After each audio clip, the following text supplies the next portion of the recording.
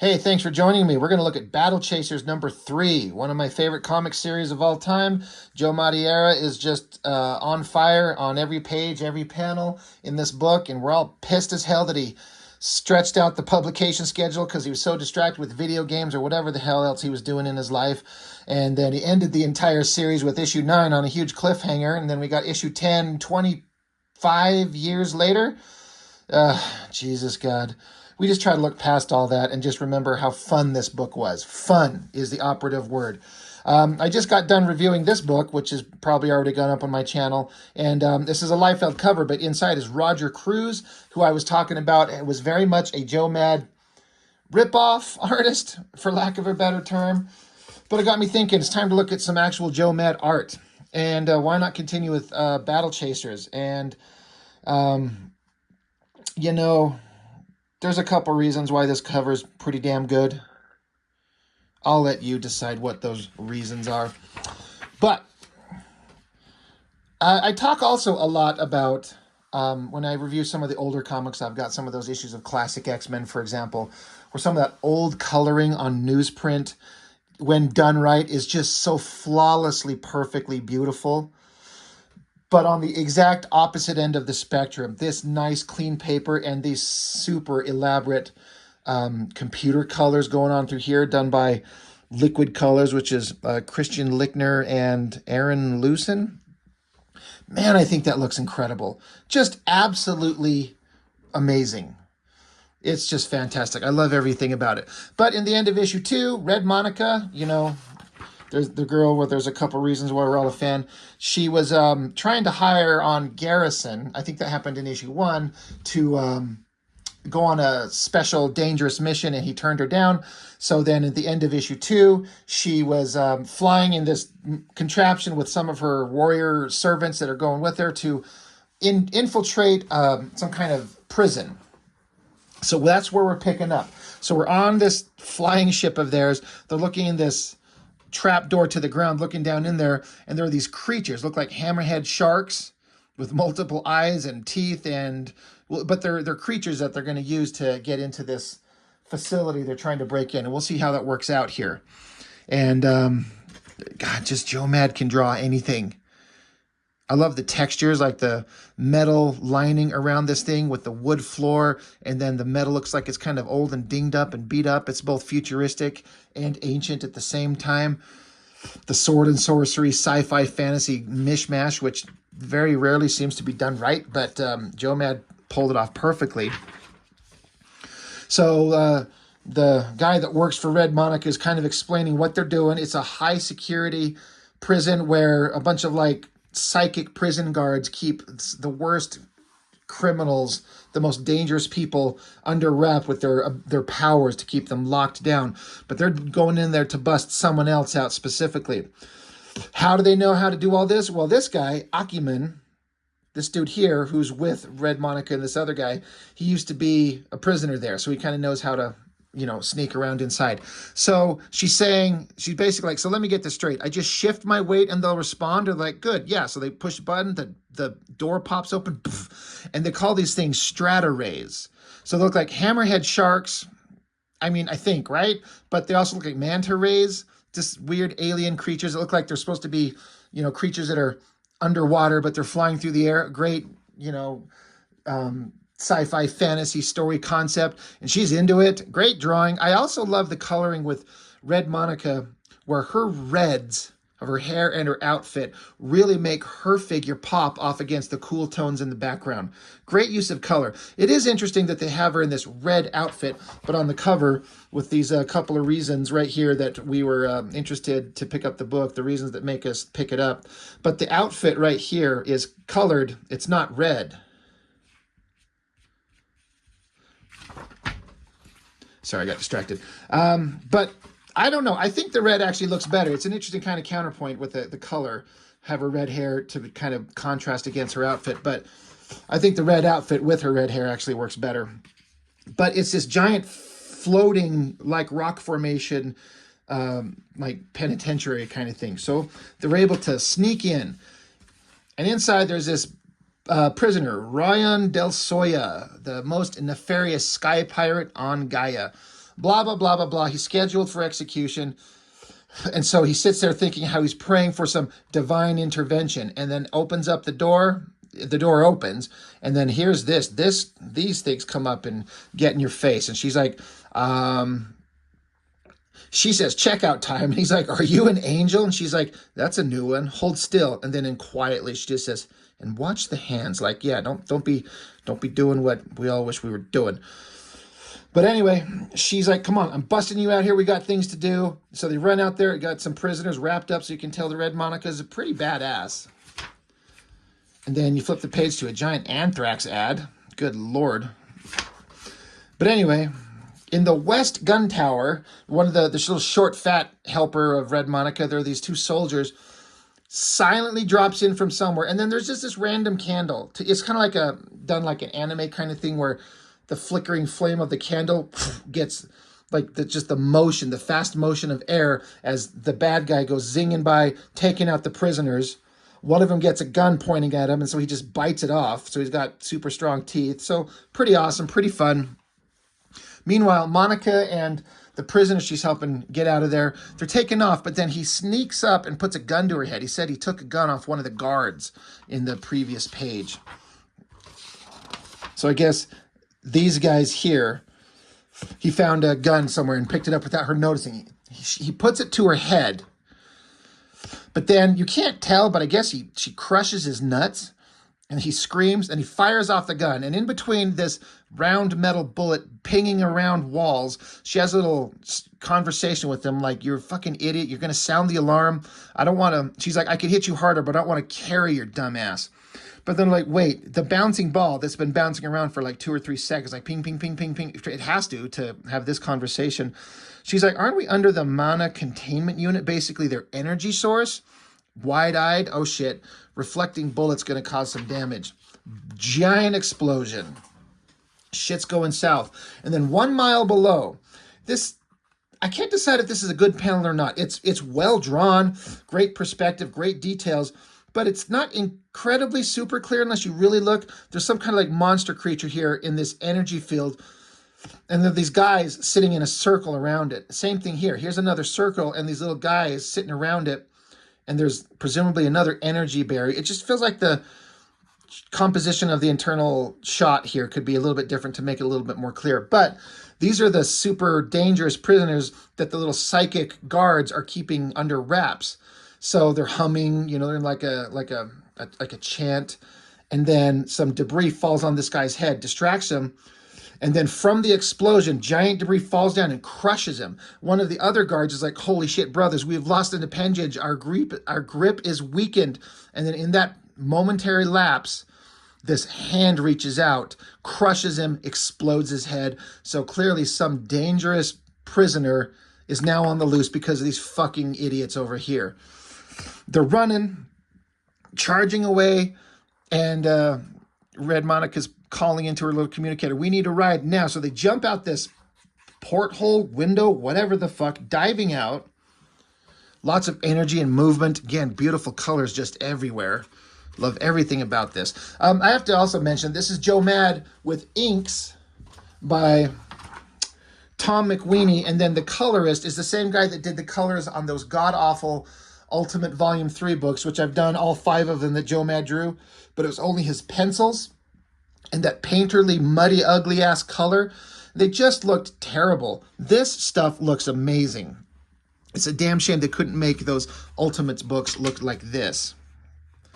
Anyway, explosion, they dive out, and one of the strata rays grabs them, and they're getting away. Great creature design. Holy shit, is that thing just awesome. And then there's a bunch of explosions going on in the big prison behind him.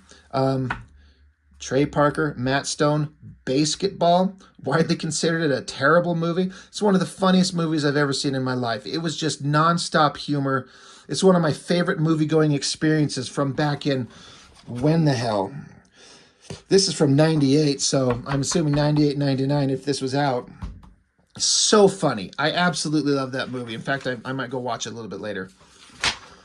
Anyway, the sky, there's some soldiers down on the ground and see this explosion in the sky. It's an interesting choice to put the explosion that they're looking at like right at the corner of the page, way off. I mean, it's implying it's way off in the distance, but you could still bring it a little bit more into frame. But as they're looking off distracted, a shadowy figure is running around in the background. You see these different panels of him doing some investigating. He's looking. He's trying to find something. And while he's looking, these soldiers actually notice him. They're like, "You, don't move." And they're like, "Wait, where'd he go?" At least the one guy saw him. And the other guy's like, "Dude, there's no one there. It's just a ghost you're seeing or some shit." But they're like, "No, there was someone here and he took something." So who is this? Well, if you've been reading the book, you can probably guess, but we'll leave it a mystery for the next 30 seconds until we actually get there. Then we're back at the capital city, and this is King Vanir, and they're having conversations about political shit and all these things that are going on. Meanwhile, the meeting is interrupted by this soldier guy who shows up, and it's Maestro, captain of the elite military strike force known as the Martial Paladins. So he shows up, everyone else leaves the room, and I love this back shot of the guy, all the heavy shadows and folds in the outfit, and the hilt of this sword carried on his back. Joe Mad draws so good. I also love the backgrounds back here with all these stone structures. So well drawn. But they're having conversations because they're trying to find this guy. His name is Aramis, who used to be one of these martial paladins and is like the most powerful of them all. And he's disappeared. And so they're trying to track him down by tracking down his daughter, which is how the first book started out. Book 1, this young girl's trying to get away. And they're trying to find both of them. And they're like, "We're still searching." So it's like, okay. Meanwhile, in another scene, the conversation between King Vanir and Maestro continue. That's their dialogue in these lines here. But we're just seeing the same shadowy figure from before, finding these dead bodies of these creatures that we've seen in issue 2. He's doing some more searching. He sees some, he finds some stuff that kind of gives him a clue as to what's going on, sees these giant footsteps. He's piecing it together. He's tracking. He's following. Love the shadowy shape of this cape, the cool trees in the background. Just every panel, even kind of the quote-unquote boring shit, Joe Mad makes it look fun. New scene, here's the girl, Gully. And she's being lifted up in the air to get this fruit. So here's Nolan, Calibretto, a giant robot war machine. And I guess that's supposed to be a disguise. Who's the 15-foot tall monster? It's just a regular guy in this outfit. Anyway, she's eating fruit, and she's asking if they're gonna take her to the king. And she's like, "Well, they'll help me find my dad. Will you come with me?"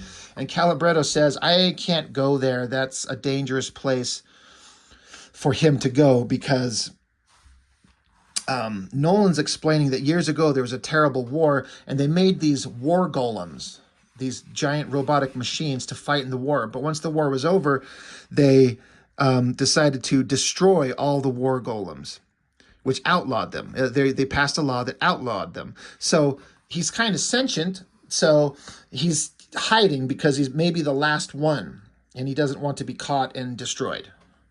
So there's a little history of that character. So meanwhile, the girls realize that maybe this king that they're going to is maybe not a good guy. As they're walking and talking, we see an elevated shot of the mysterious guy who's tracking them. He's got a close eye on them as he sees the war golem, Calibretto, take a specific step. You hear a snap, and then he just falls into this hole, which is crazy because Garrison here, that's who it is. That's the guy from issue 1 who was supposed to go on the mission with Red Monica, but decided to not because he's trying to avoid conflict. But he was best friends with this girl's father, and so he's trying to track her down. So none of these people know each other. But he by himself dug this giant pit somehow. Like, okay, it's a comic book, so who cares? War Golem falls into the pit. Gully is left hanging in the air for just half a second. And in that half a second, he jumps and grabs her. And I've always thought this panel is one of my favorite ones ever. It shows emotion and two actions in one panel. As he jumps, he lands on this branch and then leaps off into another tree to show that he's super fast on his feet, like boom, off into the next one. I love the flowing cape. So Nolan, the old magician, uses a stick, fires, blows the branch out from under his feet, makes him tumble to the ground. And in that momentary pause, Nolan's like, get up, rust butt. You know, I need your help. So boom, out comes Calibretto. And he's like, we got to find this guy. Come on, they're out here in the brush. We got to track him down. So Calibretto comes running along. Mysterious guy throws a bunch of metallic spheres that throw up a smoke screen. All really well drawn. Leaps up over the war golem, and then Calibretto transforms his hand into a gun. And then mysterious guy dives out of the way as the shots from the gun like shred the ground, barely missing him, taking out a tree. Mysterious guy throws like a bolo. Would that be what that weapon's called? And it wraps up the end of his gun, causing it to hold, like lock in place, jam, and I guess explode. So this little mysterious guy, he's kind of a fucking badass. So old wizard guy is like, dude, stop. I have not killed a man in years, but I will kill again to protect this kid if I have to. And so the voice of the mysterious stranger, he says, then old man, as he's ripping off presumably his cape, it says, it appears we have something in common. Great heroic shot of Garrison. He was trying to stay out of danger, but he's showing up to protect the girl. He doesn't know that Nolan and Calibretto are not trying to harm her. There's a misunderstanding, of course. Badass shot, flames everywhere, coloring's lighting it really well, and Joe Mad's just drawing it just perfectly. Love this book. And it's one of those books where it's not deep on story, but that's okay. You don't need to have it crammed full of words and different plot points. Just let it breathe. Let it be open and make it a fun, breezy reading experience. And as you get the entire story, you get multiple issues of a really fun story, and it becomes something that you love, which is what I feel about this thing. I just think it's so fantastic. Love it, love it. Issue 3, we're going to get through all the way up through issue 9, and I've already done issue 10 because it came out. I had to review it as soon as I got it. This ad takes me back. Stormwatch. Warren Ellis with Brian Hitch was on Stormwatch, and that book was so good, and it was becoming very popular. And so that's when they decided to cancel it and spin it off into Authority, which became its own big, huge thing. And in my opinion, I mean, this is a Battlechasers review. Fucking who cares? But the Authority and the first 3 storylines written by Warren Ellis were way better than the stuff that Mark Millar did when he took over. But everyone, when they think of Authority, refers to the Mark Millar stuff. Warren Ellis's shit was 1,000 times better. He's one of my favorite writers. And I can't wait to get into the Stormwatch issues and then Authority and the Ultimates. No, that was Mark Millar. Sorry. I was just thinking of the Brian Hitch art. But also Planetary by Warren Ellis. So good. Fantastic stuff. But speaking of fantastic, Battlechasers. Great book. Love it. And if you've never read it, I highly recommend it. If you think you might like this kind of stuff. Really fun stuff. And can't recommend it enough. So that is all I've got for now. So thank you for watching. I appreciate it. And remember, everybody, go make your comics.